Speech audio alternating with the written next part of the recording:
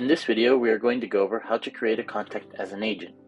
To create a contact manually, the first step is to select the Manage Contacts option in the menu bar.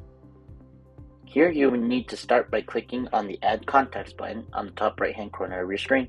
You will see a slide out to add details for your new contact record into the system. You can enter the contact name, email address, phone number, and mobile phone number by default. Please note that for international contacts, you can search and select the country of the contact from the drop-down on the country code. Additionally, you can manually enter the code by deleting the existing country code and adding it. As you can see on the screen, we have added the country and time zone options for each contact. Also, please note that you are required to enter the following fields: email address, phone number, or mobile phone number to create a new contact. After adding all the information, you can save your changes, and the new contact will appear in your contacts table.